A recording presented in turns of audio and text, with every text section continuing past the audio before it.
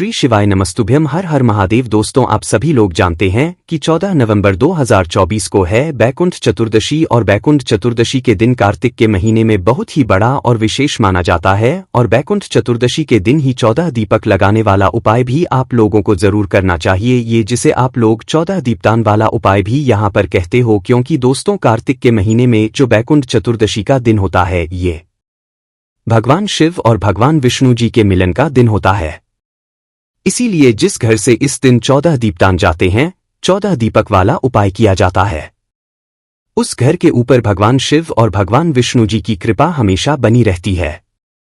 माता लक्ष्मी जी भी उस घर से जो है हमेशा यहाँ पर प्रसन्न रहती है, मतलब धन की कमी कभी आपके घर में नहीं आती है। इसलिए बैकुंठ चतुर्दशी के दिन आपको 14 दीपक जरूर जलाने चाहिए। पर दोस्तों, ये 14 दीपक जलाने में आप लोगों को बहुत परेशानी आती है कि जो 14 दीपक बैकुंठ चतुर्दशी के दिन हम बनाते हैं, भाई वो दीपक हमें किस चीज के लेने चाहिए, उसमें बत्ती कौन सी रखनी चाहिए, उसके अंदर तेल कौन सा डालना, उसके बाद में इन 14 दीपकों को हमें कौन कौन सी जगहों पर रखने चाहिए। ये कौन सी 14 वो जगहें होती हैं जिन 14 जगहों पर अगर हम लोग बैकुंठ चतुर्दशी के दिन इन 14 दीपकों को रखेंगे तो भी हमें भगवान का आशीर्वाद यहाँ पर प्राप्त होगा, हमारी मनोकामनाएं जो है यहाँ पर पूर्ण होंगी। तो ये सारी चीजें हम आपको इस वीडियो में बताने वाले हैं। अगर आप लोग भी बैकुंठ चतुर्दशी के दिन 14 दीपदान करने वाले हैं, 14 दीपक लगाने वाले हैं, तो भाई इस वीडियो को पूरा जरूर देखना ताकि आप लोगों को पूरी जानकारी इस बैकुंठ चतुर्दशी के दिन इस 14 दीपदान वाले उपाय को करने के बारे मिल सके। देखिए दोस्तों, आप सभी लोग जानते हो कि बैकुंठ चतुर्दशी का ही मात्र एक ऐसा दिन होता है जिस दिन दीपदान ना तो सुबह किया जाता है ना शाम को किया जाता है। बैकुंठ चतुर्दशी के दिन जो 14 दीपदान किए जाते हैं, 14 दीपक वाला उपाय किया जाता है, वो मध्य रात्रि में किया जाता है, मतलब कि आधी रात में किया जाता है। बैकुंठ चतुर्दशी के दिन सुबह या शाम दीपदान करने से आपको कोई फल नहीं मिलेगा, आपको फल मिलेगा मध्य रात्रि में दीपदान करने से। और यही वो दिन होता है जिससे मतलब मध्य रात्रि में करीबन रात्रि को 12 बजे से लेकर मतलब सुबह के 4 बजे के बीच में आप लोग भगवान शिव जी को तुलसी जी समर्पित कर सकते हो। ऐसे कभी भी भगवान शिव जी को तुलसी जी समर्पित नहीं होती, पर बैकुंठ चतुर्दशी के दिन ही एक ऐसा दिन होता है मध्य रात्रि का जिस दिन आप लोग भगवान शिव जी को भी तुलसी जी समर्पित कर सकते हो। आप खुद सोचो कि बैकुंठ चतुर्दशी का कितना बड़ा और विशेष महत्व होता है। ठीक है, कार्तिक के महीने में बहुत बड़ा दीपदान जो है 14 दीपदान को जो है यहाँ पर माना जाता है।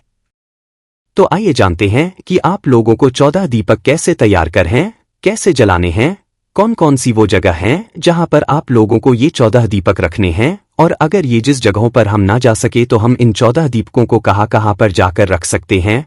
तो देखिए, सबसे पहली चीज जो हम ये दीपक तैयार करेंगे वो मध्य रात्रि के कुछ समय पहले ही तैयार करेंगे। सबसे पहले तो आप मध्य रात्रि का समय जान लो।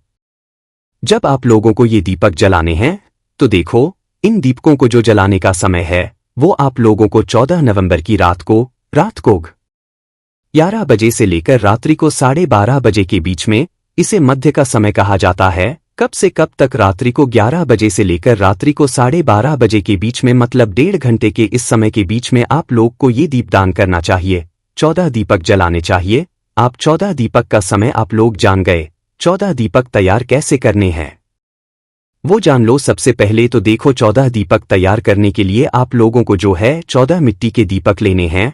किस चीज के मिट्टी के दीपक?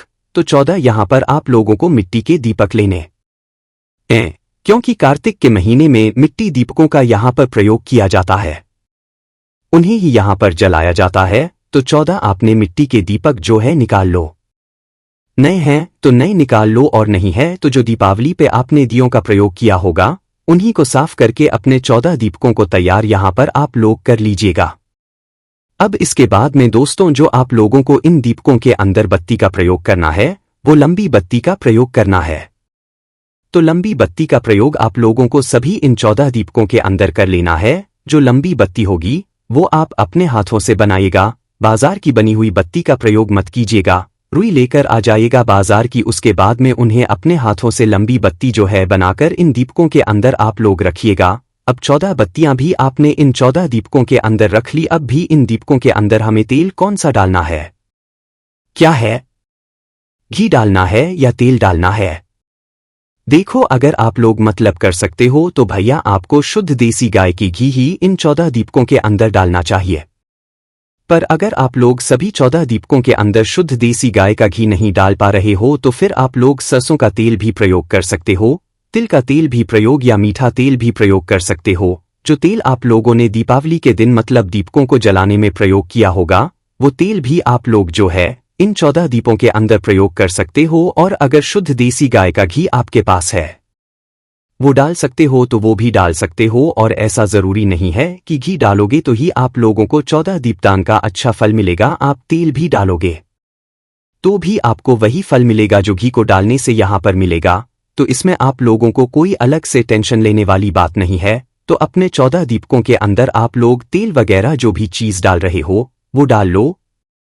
मुख्य आप लोग जो भी तेल प्रयोग करते हो दीपकों को जलाने में वो तेल भी आप लोग ले सकते हो है ना, क्योंकि 14 दीपों के अंदर अगर आप लोग शुद्ध देसी गाय का घी डालोगे तो उसमें थोड़ी ज्यादा मात्रा यहां पर लग जाती है ना। तो आपको जो डालना हो आप वो डाल लो तेल, कोई दिक्कत वाली बात नहीं है। तो 14 दीपकों के अंदर जैसे ही आप लोग तेल डाल लेते हो दोस्तों, उसके बाद में ये जो 14 दीपक है इनके अंदर आप लोगों को तेल भी डालनी है। देखो, वो वैकुंठ चतुर्दशी सफेद तेल का ज्यादा प्रयोग किया जाता है, तो थोड़ी थोड़ी सिर्फ तेल जो है आप लोग सभी दीपकों के अंदर आप लोगों ने डाल लेना है ना। उसके बाद में ये दीपक आपको कब तैयार करना, 14 नवंबर को जो है करीबन जो है रात्रि में 11 बजे से पहले पहले, क्योंकि रात्रि को 11 बजे से लेकर रात्रि को 12:30 बजे के बीच में हमें ये 14 दीपदान जो है यहां पर करने पड़ेंगे।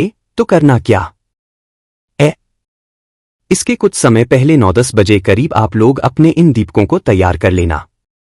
और जब आप लोग इन दीपकों को मध्य रात्रि में जलाने के लिए तैयार हो जाओ तो उस समय आप लोग क्या करना कि अपने इन 14 दीपकों को अपने ही घर में जहां पर आपने इन दीपकों को तैयार किया हो या पूजन वाले स्थान पर रखा हुआ है, इन दीपकों को जला लो। दीपकों को जलाने के बाद दोस्तों आप लोगों को क्या करना है?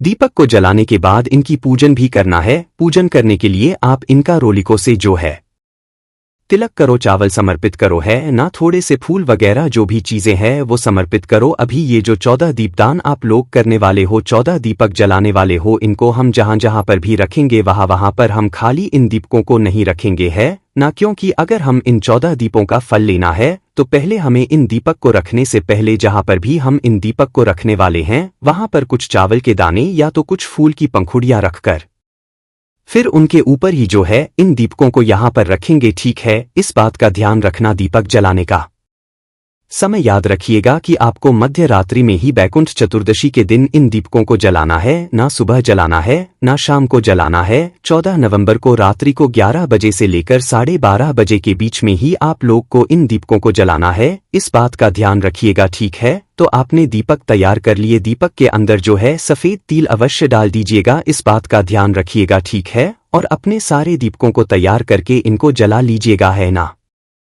सभी दीपक लंबी बत्ती के होंगे, इस बात का भी आप लोग ध्यान रखिएगा। अब देखिए, दीपक आपने जलाए, आपने उनकी पूजन भी कर ली, मतलब सभी दीपकों को रोलिकुम से तिलक कर दिया, अक्षत समर्पित कर दिए।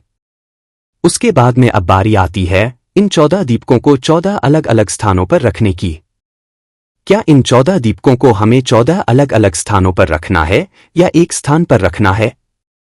तो देखो, मुख्य रूप से तो इन 14 दीपकों को आप लोगों को 14 अलग अलग स्थानों पर रखना चाहिए बैकुंठ चतुर्दशी के दिन इन 14 दीपदान को करने के लिए। तो सबसे पहले हम आपको वो 14 जगह बताते हैं जहां पर आप लोगों को इन 14 दीपकों को रखना है।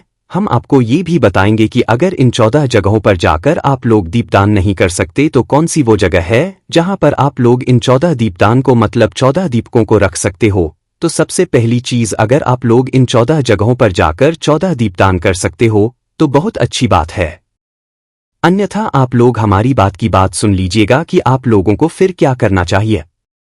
देखिए, 14 दीपदान आपने तैयार किए, 14 दीपक आपने तैयार किया, आपने दीपकों को जला भी लिया। देखो, 14 दीपकों में से जो सबसे पहला दीपक होगा उस पहले दीपक को आपको अपने ही घर में भगवान जी स्थान पर रखना है।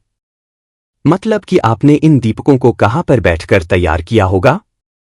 अपने घर में पूजन वाले स्थान पर, तो इन 14 दीपकों में से सबसे पहला दीपक आपको उठाना है और अपने ही घर में जो आपका भगवान का मंदिर है, भगवानों के सामने, शिव जी के सामने, मतलब सभी भगवानों के सामने, विष्णु जी के सामने, लक्ष्मी जी के सामने, इस पहले दीपक को रख देना है अपने 14 दीपकों में से। तो यहां पर आप लोगों ने पहला दीपक रख दिया। अब दूसरा दीपक आप लोग कहां पर रखोगे? अपने घर के रसोई घर में। कहां पर? अपने घर के रसोई घर में, जहां पर अपना भोजन बनाते हो। तो दूसरा दीपक आप लोग अन्नपूर्णा माता के लिए रसोई घर में आप लोग रख दीजिएगा। तीसरा जो दीपक है दोस्तों, ये आप लोग रखोगे अपने पितरों के लिए।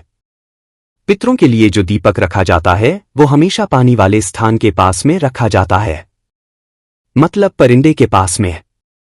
आपके ही घर के रसोई घर में जो पीने के पानी वाला स्थान हो या रो वगैरह लगा हुआ हो, वहां पर आप लोग अपना तीसरे नंबर का जो दीपक है वो रखिएगा। उसके बाद में दोस्तों जो चौथे नंबर का दीपक है, इस चौथे नंबर के दीपक को आप लोगों को रखना है तुलसी जी के क्यारे के पास में।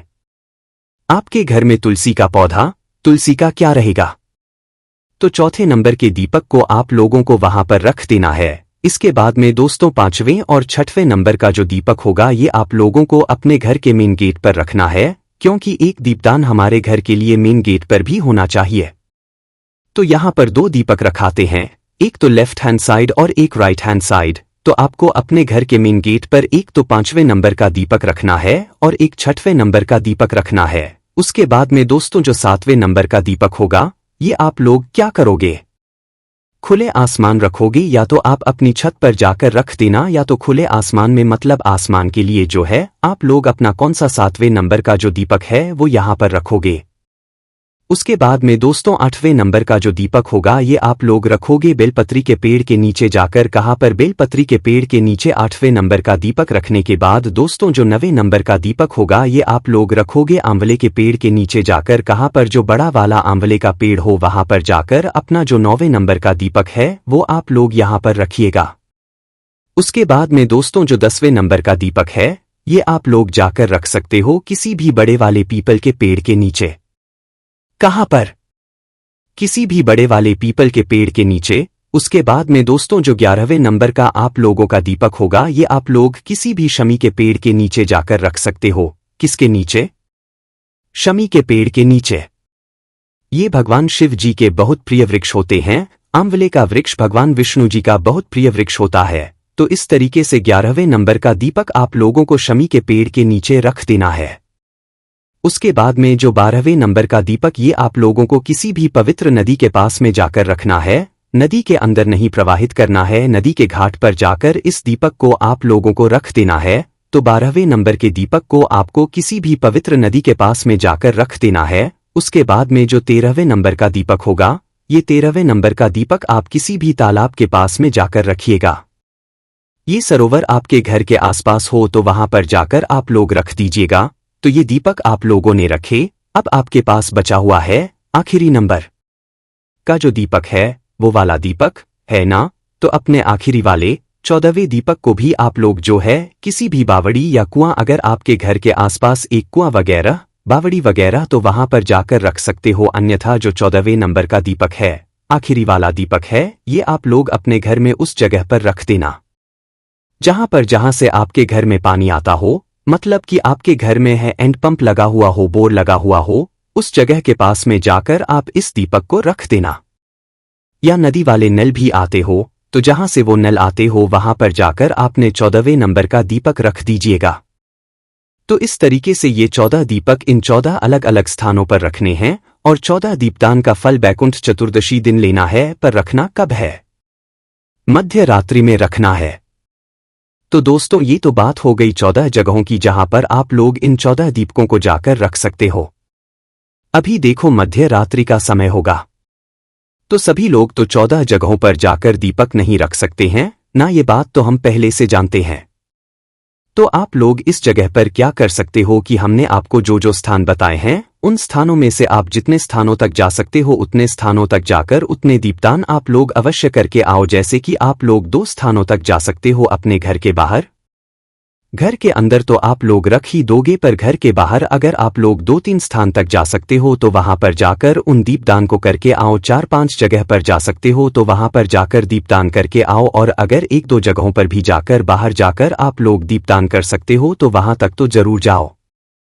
ठीक है, बाकी जितने दीपक आप लोगों के बच जाते हैं वो आप अपने ही घर के अंदर या घर के द्वार पर आप लोग रख सकते हो। ठीक है, आखिरी में जितने दीपक बच जाते हैं वो सारे दीपक फिर आप अपने घर के मुख्य द्वार के थोड़ा सा बाहर की साइड करके रख सकते, कोई भी यहाँ पर दिक्कत वाली बात नहीं है। बाकी आधे दीपक तो आपको अपने घर के अंदर ही रखने हैं।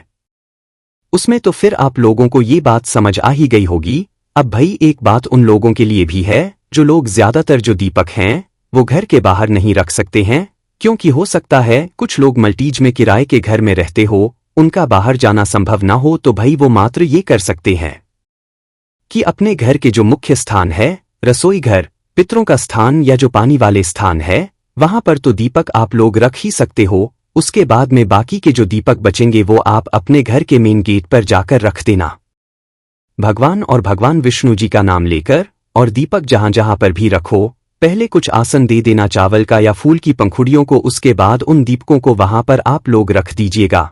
तो इस तरीके से आप लोगों को बैकुंठ चतुर्दशी के दिन ये 14 दीपक जलाने हैं, 14 दीपकों को दान करना है।